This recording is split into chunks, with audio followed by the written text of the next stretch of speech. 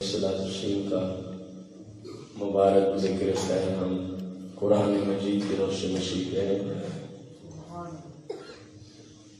آج اس کی قسط نمبر 5 ہے۔ پچھلی چوتھی قسط اس بات پہ ختم ہوئی تھی، عزیز مصر کو اس بات پر گواہی زلیخا کے ماموں کے بیٹے جو کہ صرف 4 مہینے کا تھا، اس نے دی کہ قصوروار زلیخا ہے، جناب یوسف سچے ہیں اور پاک دامن ہے۔ ظاہر بادشاہ وقت کی عزت کا مسئلہ تھا، اس نے اپنے محل میں بہت بڑی کوشش کی کہ یہ خبر مصر کے شہر میں پہنچنی نہیں چاہیے، بس محل میں ہی دفن ہو جائے، لیکن ایسی خبریں چھپانے سے پھر چھپا نہیں کرتی۔ عزیز مصر یعنی مصر کے وزیر اعظم کی کوشش کے باوجود یہ بات باہر نکل گئی کہ بادشاہ کی بیوی نے اپنے خریدے ہوئے غلام کے ساتھ اپنی خواہش کا اظہار کرنا چاہا، لیکن غلام نے ان کی خواہش کو ٹھکرا دیا اور ان کی بات کو مانا ہی نہیں۔ یہ بات باہر مشہور ہو گئی۔ ظاہر ہے بادشاہوں سے تعلق بھی ان سے ملتے جلتے لوگوں کا ہوتا ہے۔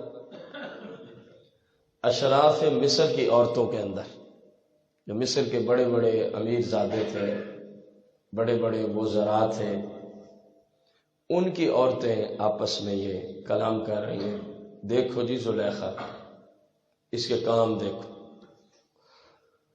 چلتے چلتے یہ بات زلیخا تک بھی پہنچ گئی کہ میرے خلاف باہر ایک محاذ کھڑا کیا گیا، اس کے کام دیکھو، اس نے یہ کر دیا، اس کو اپنی عزت کا خیال نہیں۔ تو زلیخا نے سوچا کہ اب اس کا حل کیا ہے، اب اس کا حل کیا ہے۔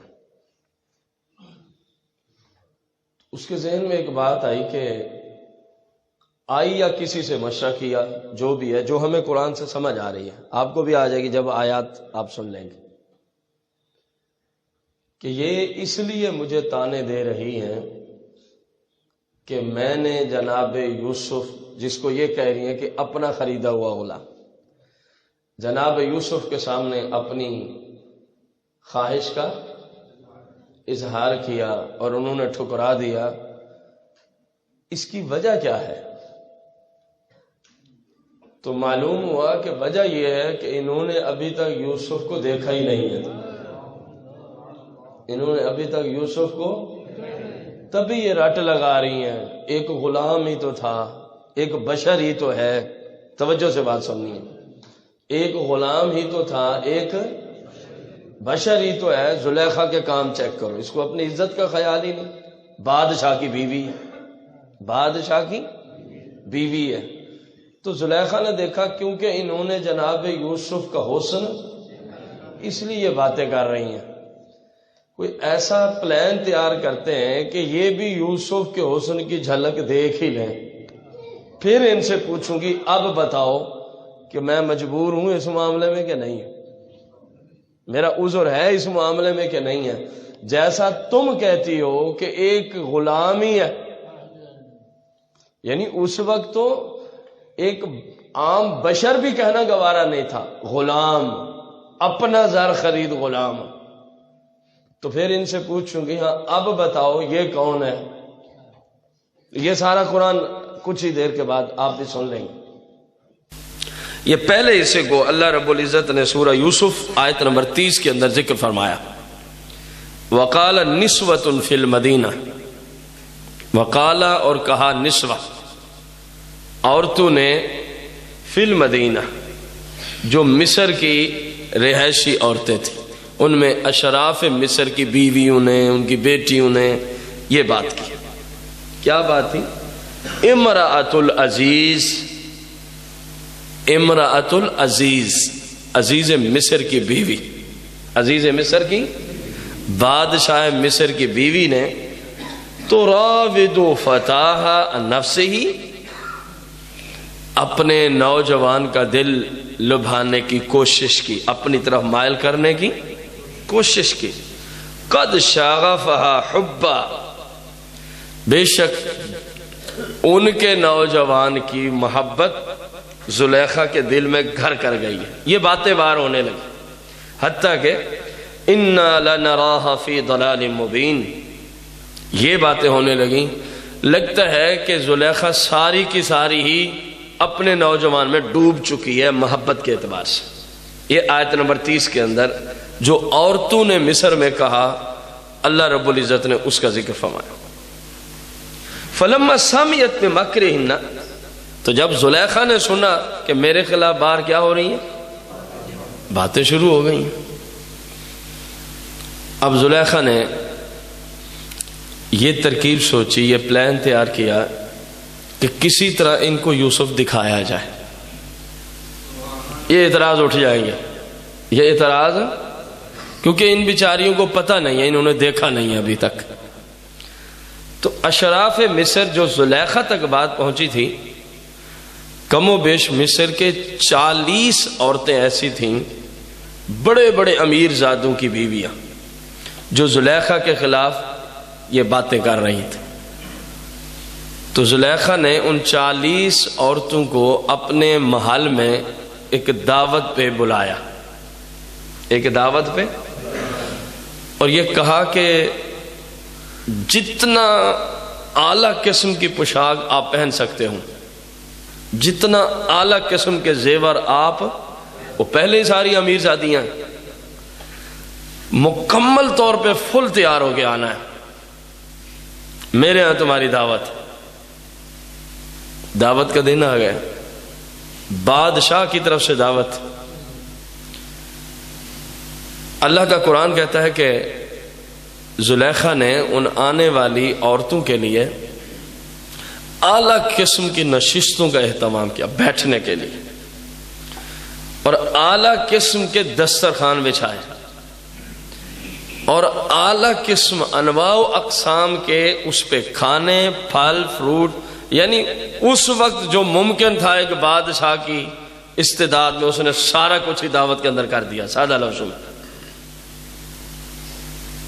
ادھر جناب یوسف کو فرمایا، یوسف سے گزارش کی، جناب یوسف سے گزارش کی زلیخا نے، میں نے ایسے ایسے عورتوں کی دعوت کی ہے، میرے خلاف باتیں ہو رہی ہیں باہر، اب میں نے اپنے آپ سے اس بات کو دور کرنا ہے.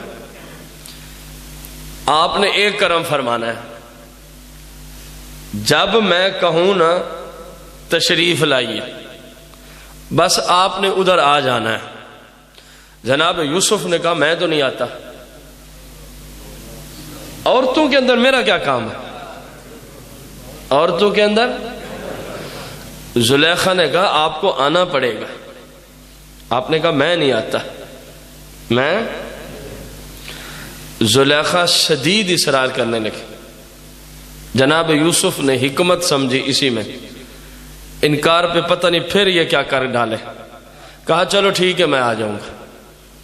اس نے کہا پوشاک فلانی پہن کے آنی ہے. اس نے پوشاک بھی شاہی پوشاک جناب یوسف کو دی کہ یہ لباس آپ پہن کے تشریف لائیں گے. عورتیں آ گئیں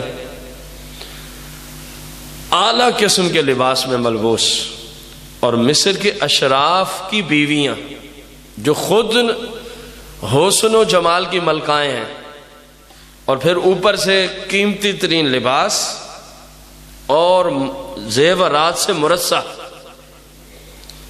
یعنی ان کی تیاری زیب و زینت میں کوئی کمی. آ گئیں. زلیخا نے ان کے لیے عالی شان محل کے اندر عالی شان تختوں پہ بیٹھنے کا اہتمام کیا ہوا تھا، وہاں بیٹھ گئیں. زلیخا نے نوکرانی کو حکم دیا ہر ایک کو ایک ایک چھری دے دو، ہر ایک خاتون کو ایک ایک. کوئی پھل، اب اس کی تعین نہیں کر سکتے، کوئی پھل بس. بات یہ طے پائی ان عورتوں سے کہ کچھ ہی لمحات کے بعد کچھ ہی جناب یوسف تشریف لائیں گے. جب جناب یوسف آئے نا تمہاری ذمہ داری ہوگی ان پھلوں کو کاٹنے کی. ان کو مسئلہ ہی کوئی نہیں, کاٹ دیں گے, کیونکہ ابھی تک وہی بھوت سوار ہے ایک غلام. ابھی تک وہی بھوت سوار ہے ایک غلام. اس بات کو توجہ سے سننا آپ نے, اس پہ ایک عقیدہ آگے چل کے آئے گا. اس وقت موجودہ زمانے کے اعتبار سے ایک غلام, انہوں کا مسئلہ ہی کوئی نہیں, جیسے آپ کہیں گے ہم پھل کاٹ دیں گے.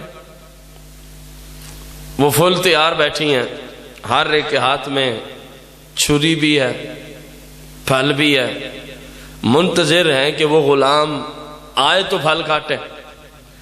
پھر اس کو دیکھیں وہ کیسا غلام ہے کہ بادشاہ کی بیوی جس کی طرف مائل ہو گئی. ادھر زلیخا نے گزارش پہنچوائی, جناب یوسف کی بارگاہ میں تشریف لائی. جناب یوسف جب تشریف لاتے نا اس محل میں, جس محل میں دعوت کا اہتمام تھا, اور اشراف مصر کی 40 عورتیں موجود تھیں, اور ہر عورت ایک سے بڑھ کر دوسری سے بڑھ کر حسن و جمال کی ملکہ ہے, اور سامنے انواع و اقسام کے دسترخوان پہ کھانے ہیں. یعنی کوئی چیز ہی دیکھنے والی نہ ہوتی. تفاسیر کی روشنی میں وہ کھانے ہی کسی کو اپنی طرح میل کرنے کے لیے کافی تھے کہ توجہ ادھر ہی بٹ جائے. اس قسم کے کھانے اس نے چنوا کے رکھے ہوئے تھے.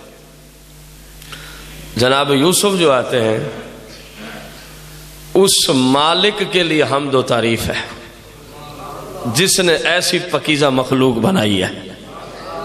اس رب کے لیے حمد و تعریف ہے. بس جس ذات نے ایسی پکیزہ, جناب یوسف تشریف لاتے ہیں, زلیخا کہتے ہیں ہاں پھل کاٹے جائیں, ہاں پھل. یوسف کو جب انہوں نے دیکھا تو دیکھتی ہی رہ گئیں. میں نے پہلے جملے عرض کیے کہ اس مالک کے لیے سب تعریف ہے کہ ایسے کھانے کہ صرف کھانے ہی کافی تھے ادھر دیکھنے کو, اور پھر اشراف مصر کی حسن و جمال کی ملکائیں.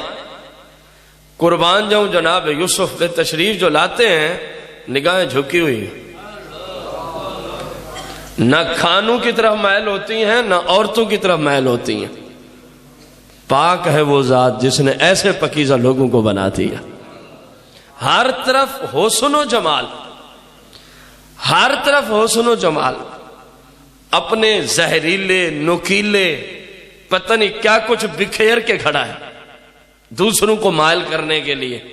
لیکن جناب یوسف ہیں, مجال ہے کہ کسی عورت کی طرف آنکھیں اٹھائیں. جناب یوسف کی پکیزہ نورانی آنکھیں جھکی ہوئی ہیں, نہ کھانوں کی طرف مائل ہوتے ہیں نہ فروٹ کی طرف مائل ہوتے ہیں.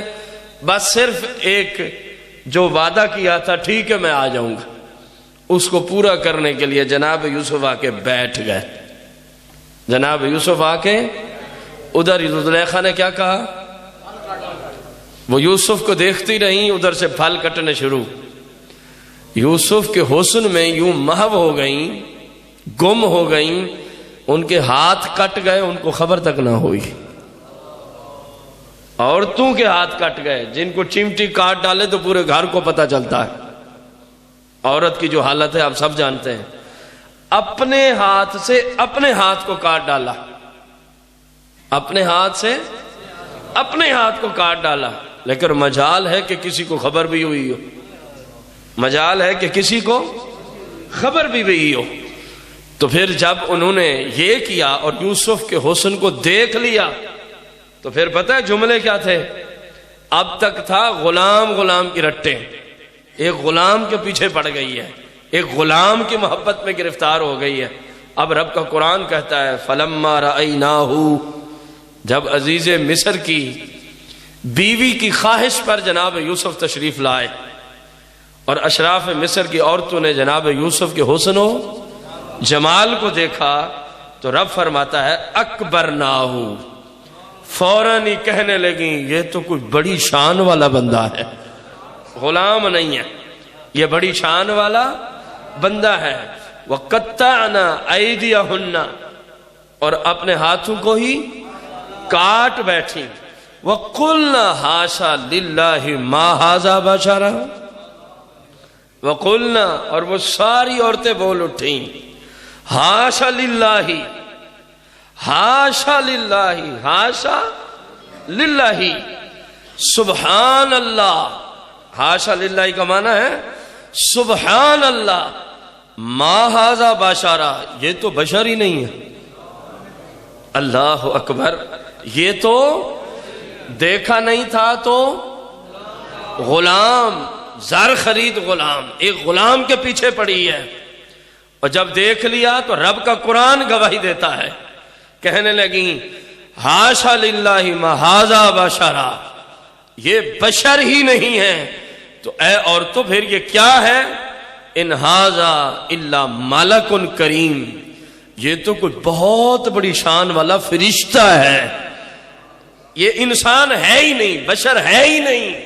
توجہ کریں، جب تک حسن یوسف کو دیکھا نہیں تھا بشر بھی نہیں کہتی تھی، ایک عام انسان بھی نہیں کہتی تھی، غلام. اور جب حسن یوسف کو ایک نظر دیکھا تو رب کا قرآن کہتا ہے بشریت کی منکر ہو گئی، کہنے لگی یہ بشر نہیں ہے، رب کا عظیم فرشتہ ہے، رب کا عظیم فرشتہ ہے.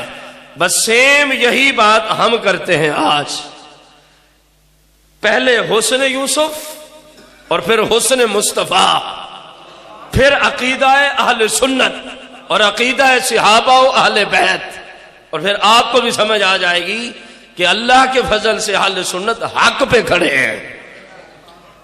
جناب امام ساوی نے تفسیر ساوی میں کلام کیا، حسن یوسف کتنا تھا.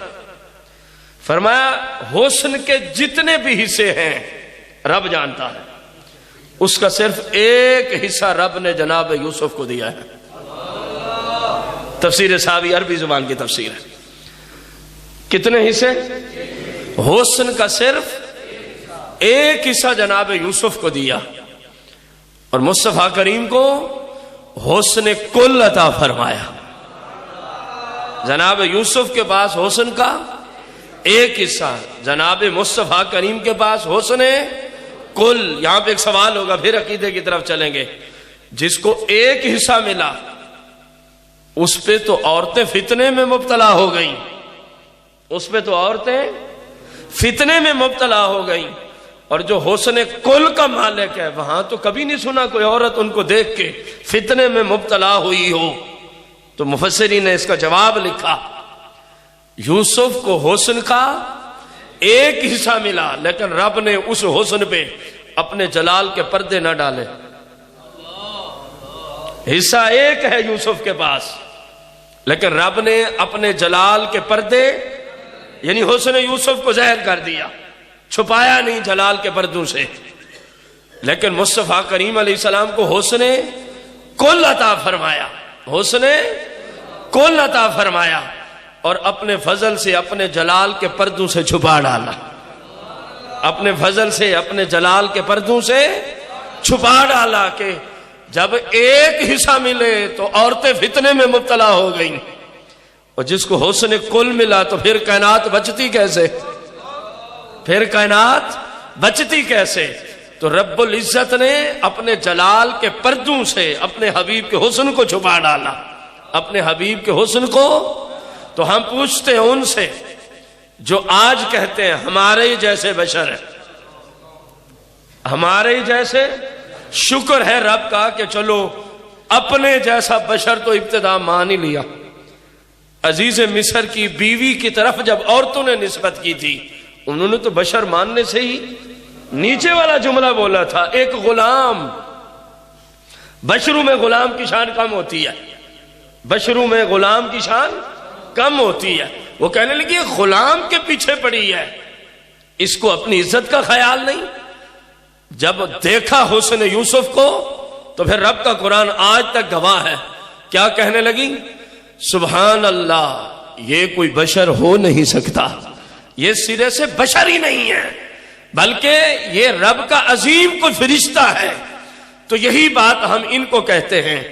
تو تم نے حسن مصطفیٰ کو دیکھا جو نہیں ہے، تم نے حسن مصطفیٰ کو دیکھا جو نہیں ہے، اگر تم دیکھتے وہ تو فرشتوں تک رکی نا، یہ کوئی فرشتہ ہے، تمہارے پاس تو جملہ ہی کوئی نہ ہوتا کہ مصطفیٰ ہے کیا مصطفیٰ، کیونکہ فرشتے تو ان کے نور سے بنائے گئے، فرشتے تو مصطفیٰ کے نور سے بنائے گئے، جنہوں نے دیکھا انہوں نے پھر یہی کہا کہ اللہ کے بعد آپ جیسا کوئی نہیں، اللہ کے بعد آپ جیسا، کیونکہ اللہ تو ہے ہی وحدہ لا شریک، اللہ کی ذات تو ہے ہی وحدہ لا شریک، اللہ کا کوئی شریک نہ تھا نہ ہے نہ ہو سکتا ہے۔ تو میں نے جو جملے بولے وہی سب کہتے ہیں، فرشتہ کسی نے نہ کہا مصطفیٰ کو، کہا فرشتے تو ان کے نوکر ہیں، فرشتے تو ان کے در دولت کے نوکر ہیں، سلامیاں پیش کرنے آتے ہیں۔ کسی نے کہا کہ مصطفیٰ فرشتے ہیں، کیونکہ سب جانتے ہیں فرشتے ان کے نور سے بنائے گئے، تو پھر جملہ کیا بولتے؟ وہی بولا جو میں نے گزارش کی، اللہ کے بعد ان جیسا کوئی نہیں ہے۔ کوئی جملہ ہو تو کوئی بولے، کوئی جملہ ہو تو کوئی، اللہ کے بعد کوئی مخلوق ہو تو جس سے تشبیہ دیں، جس سے تشبیہ دیں۔ کہا جی وہ بے مثل و بے مثال مصطفیٰ کی ذات ہے، وہ بے مثل و بے مثال مصطفیٰ کی۔ صحابہ کرام نے دیکھا، انہوں نے یہی کہا، اہل بیت نے دیکھا، انہوں نے یہی کہا۔ جبریل نے تو سارے پیغمبر بھی دیکھے تھے، جبریل نے تو سارے پیغمبر، انہوں نے بھی یہی کہا آپ جیسا کوئی نہیں، آپ جیسا کوئی نہیں۔ ان کو کچھ شرم و حیا آنی چاہیے جو آج مصطفیٰ کو اپنے جیسا کہہ رہے ہیں۔ تو خیر جب زلیخا نے سنا نا ان کی زبان سے یوسف کی تعریفیں، تو کچھ تسلی ہوئی، چلو جو اعتراض کرتی ہیں اب میری ذات تک نہیں رہا، اب ان پہ بھی چلا گیا، اب ان پہ بھی چلا گیا۔ کچھ ہی دیر بعد جناب یوسف سے کہنے لگی، خیال کیا تو ہاتھ کٹ چکے ہیں، خون بہہ رہا ہے، ادھر یہی عورتیں یوسف سے کہنے لگی آپ زلیخا کی بات مان لیں، کیا ہوتا ہے آپ زلیخا کی بات مان لیں کیا ہوتا ہے؟ فرمایا یہ میرے جیسے بندے کا کام نہیں ہے، یہ میرے جیسے بندے کا۔ انہوں نے اسی جملے پہ شور برپا کیا، جناب یوسف محل کو چھوڑ کے باہر چلے آئے۔ فرمایا میں اس لیے نہیں آیا تھا، میں تو دکھانے ہی آیا تھا اپنے آپ کو، تم نے تو برائی کی دعوت پھر شروع کر دی ہے۔ اب وہ ہر عورت کہہ رہی ہے کیا ہوتا ہے، مان لو زلیخا کی بات۔ جناب یوسف اس محل کو چھوڑ کے، یہ عورتیں بھی محل کو چھوڑ کے باہر آ گئی، یہ جو بیٹھی تھی نا جس محل میں ان کے لیے دعوت کہتے، اس کو چھوڑ کے یہ بھی باہر آ گئی۔ ادھر زلیخا کے لیے باتیں تھیں، ادھر اب جب باہر آئیں تو اپنی خواہشات کا اظہار شروع کر دیا۔ ہر عورت جناب یوسف کو کہتی ہے میری بھی خواہش، میری بھی۔ ادھر زلیخا بھی آ گئی، تو وہ زلیخا کو کہنے لگی اگر یہ تیری بات نہیں مانتا تو عزیز مصر کو کہہ کے اس کو قید خانے میں ڈلوا دے، عزیز مصر سے کہے کہ اس کو تیری بات نہیں مانتا، بادشاہزادی کی بات نہیں مانتا، ہمارا مشورہ اس کو کہاں ڈلواؤ؟ جب قید خانے کی تکلیفیں برداشت کریں گے نا، یہاں تو عیش و عشرت سے تم نے رکھا ہوا، یہ ان عورتوں کے جملے ہیں۔ تو پھر ان کو جو تکالیف کا سامنا ہوگا خود بخود ہی کہیں گے ہاں ہاں میں تیری بات مانتا ہوں۔ لیکن ان پاگلوں کو کیا پتا کہ اللہ کے پیغمبر کی یہ شان نہیں ہوتی، یہاں تو پیغمبروں کے غلاموں کی یہ شان نہیں ہے۔ ہم نے مصطفیٰ کے غلاموں کو کس کس حال تک دیکھا، لیکن جیسے عام حالت میں تھے مشکل میں بھی وہیں کھڑے تھے، کہا نہیں جی ان سے نسبت جیسی تھی ویسی کی ویسے ہی کھڑی ہے، یہ پیچھے نہیں ہٹ سکتی، اس سے ہم پیچھے کسی صورت ایک قدم ایک انچ بھی نہیں جا سکتے۔ تو زلیخا نے کہا اگر یہ ہماری بات نہیں مانیں گے تو پھر حال یہی ہے، پھر حال ہم ان کو قید خانے میں ڈلوا دیں گے، ہم ان کو قید خانے میں ڈلوا دیں گے۔ تو جب جناب یوسف نے جب ان عورتوں کی کہانی سنی، پہلے زلیخا کے لیے برائی کے لیے بلاتی نہیں، پھر اپنے لیے شروع ہو گئی، تو وہاں پہ جناب یوسف نے اللہ کی بارگاہ میں گزارش کی، یا اللہ جدھر مجھے یہ بلا رہی ہیں نا اس سے کئی درجے بہتر ہے کہ مجھے تو قید خانے میں ہی بھیج دے، میں قید خانے میں جانا پسند کرتا ہوں، لیکن جس طرف یہ عورتیں مجھے بلا رہی ہیں ادھر میں کسی صورت بھی۔ خود جناب نے دعا کی تو پھر مالک نے قبول فرما لی۔ مالک نے، دیکھیں قرآن یہی کہتا ہے، فَلَمَّا سَمِعَتْ بِمَكْرِهِنَّ، جب زلیخا نے سنا بِمَكْرِهِنَّ، مصر کی عورتیں آپ کے بارے میں جو باتیں کر رہی ہیں، ارسلت الیہن، تو ان عورتوں کی طرف پیغام بھیجا، وَأَعْتَدَتْ لَهُنَّ مُتَّكَأً، اور ان کے لیے عالی شان بیٹھنے کے لیے تخت تیار کیے جہاں کہ انہوں نے بیٹھنا تھا۔ وَآتَتْ كُلَّ وَاحِدَةٍ مِّنْهُنَّ سِكِّينًا، ہر عورت کے ہاتھ میں کیا دیا گیا؟ ایک چھری پکڑائی گئی ہر عورت کے ہاتھ میں۔ وقالت، اور زلیخا نے گزارش کی، اخرج علیہن، تشریف لائیے ادھر، تشریف لائیے ادھر۔ فلما رأیناہ اکبرناہ، اللہ فرماتا ہے جب ان عورتوں نے دیکھا نا جناب یوسف تو فوراً دیکھتے ہی ان کی بڑائی کی کیل ہو گئی، یہ بہت بڑے انسان ہیں، یہ بہت عظیم۔ وَقَطَّعْنَ أَيْدِيَهُنَّ، اور اپنے ہاتھوں سے اپنے ہاتھ کو کاٹ بیٹھی۔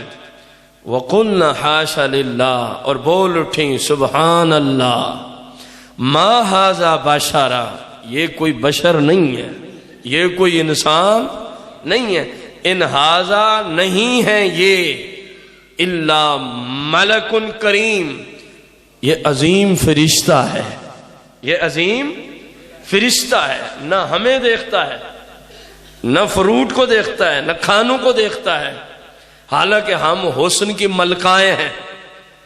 لوگ پاگل ہوتے ہیں ہمیں دیکھ کے، وہ نگاہ نہیں بھرتے، وہ نگاہ اٹھاتے تک نہیں ادھر، اتنے حسین و جمیل اور اتنے شرم و حیا کے پیکر، اور اتنے شرم و حیا کے پیکر کہنے لگی یہ عظیم فرشتہ ہے، یہ عظیم۔ زلیخا کو موقع مل گیا، قالت، زلیخا بولی، فَذَلِكُنَّ الَّذِي، فَذَلِكُنَّ الَّذِي، یہ وہی ہے، یہ وہی ہے، لُمْتُنَّنِي فِي، جس کے بارے میں تم مجھے ملامت کرتی ہو نا، یہ وہی ہے۔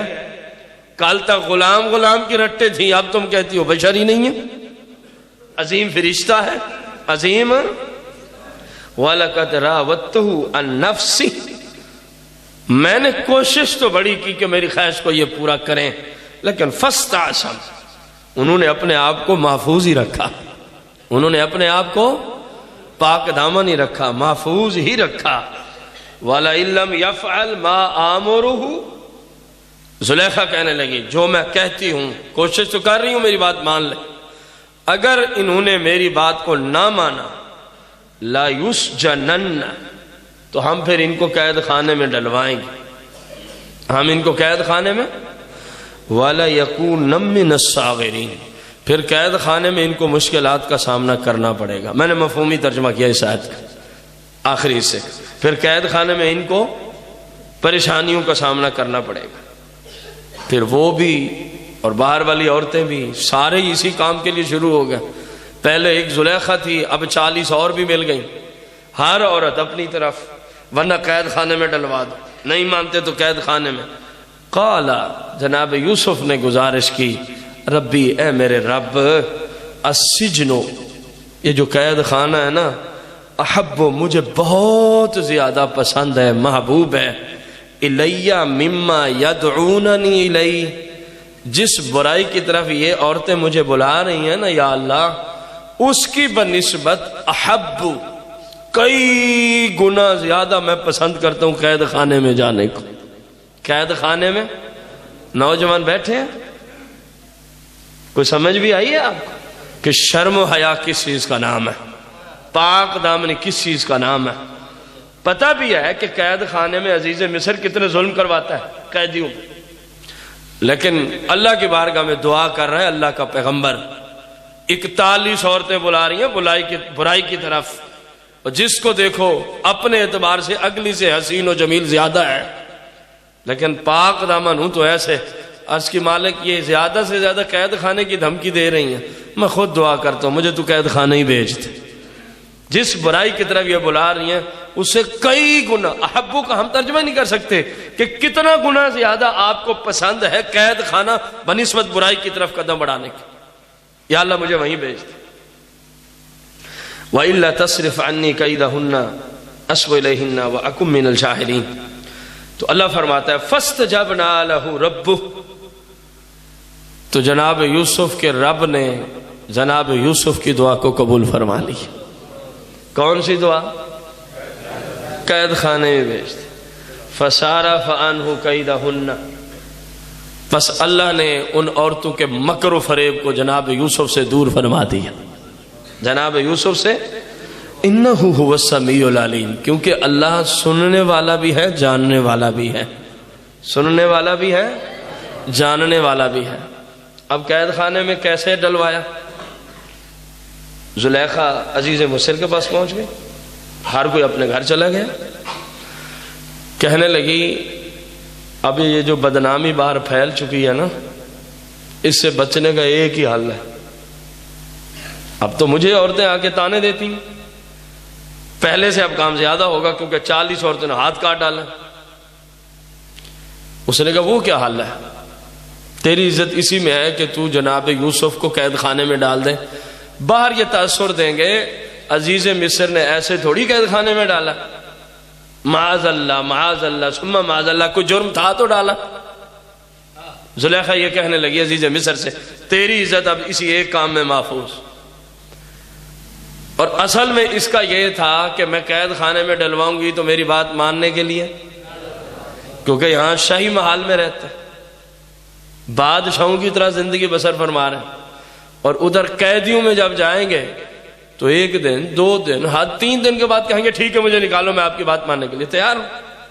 لیکن زلیخا کو کیا پتا کہ تو کن کے بارے میں کیا سوچ رہی ہے، کن کے بارے میں کیا سوچ رہی ہے۔ کائنات میں تو اتنا کوئی مضبوط پہاڑ بھی رب نے نہیں بنایا جتنا پیغمبر ہر نبی اپنی پاک دامنی میں جتنا محفوظ اور مضبوط ہوتا ہے۔ سارے کائنات کے پہاڑ بھی اکٹھے ہو کے اتنی پاور اور طاقت اور مضبوطی نہیں رکھتے جتنا اللہ کا ایک نبی اپنے پاک دامن ہونے میں مضبوط ہوتا ہے۔ زلیخا کو کیا پتا، زلیخا کو عزیز مصر زلیخا کی باتوں میں آ گیا، حکم دیا جناب یوسف کو قید خانے میں لے جاؤ۔ ہم یوں کہیں گے قید خانے کو شرف بخشنے جناب یوسف پہنچے، قید خانے کو شرف بخشنے جناب یوسف پہنچے۔ رب فرماتا ہے ثم بدا لهم من بعد ما رأوا الآیات، اللہ فرماتا ہے سب کچھ ان پہ ظاہر بھی ہو چکا تھا، عزیز مصر پہ، زلیخا پہ، محل والوں پہ، سب کچھ ظاہر بھی ہو چکا کہ جناب یوسف کا کوئی قصور، اس کے باوجود بھی لا یسجننہ حتی حین، ایک مدت تک انہوں نے میرے یوسف کو قید خانے میں ڈال دیا، حالانکہ سب کچھ ظاہر ہو چکا تھا، حالانکہ سب کچھ ظاہر ہو چکا تھا کہ قصوروار کون ہے؟ زلیخا ہے۔ عزیز مصر خود جملے بول چکا نا پچھلی 4تھی قسط کے اندر، آپ نے قرآن سماعت فرمایا یوسف آپ پاک دامن ہے، میری بیوی کا ہی قصور ہے۔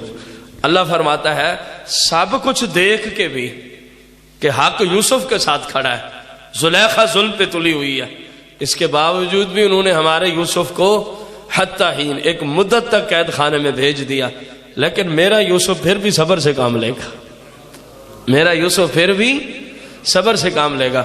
اور قسط نمبر 6 کے اندر اگر ہم زندہ رہے تو آپ دیکھیں گے انشاءاللہ جناب یوسف جیسے ہی قید خانے کی طرف جاتے ہیں تو جاتے ہی دین کی تبلیغ شروع، کیونکہ اللہ والوں کا کام یہ جہاں جائیں وہیں رنگ لگا دیتے ہیں، جہاں تشریف لے جائیں وہیں، تو قید خانے میں کیسے رنگ لگے یہ انشاءاللہ اگلی قسط کے اندر آ رہا ہے۔ اللہ رب العزت اپنے پاک حبیبوں کا صدقہ، پاک دامن ان نفوس قدسیہ کا صدقہ، انبیاء اور رسول کی جماعت کا، اللہ ہمیں بھی شرم و حیا کا پیکر بنائے۔ جس مقصد کے لیے ہم جناب یوسف کا واقعہ سیکھ رہے ہیں، اللہ تعالی ہمیں بھی پاک دامنی عطا فرمائے۔ اللہ رب العزت اپنی اور دوسروں کی عزت کی حفاظت کی ہمیں سعادت عظمی عطا فرمائے۔ آمین بجاہ النبی الکریم علیہ الصلاۃ والتسلیم۔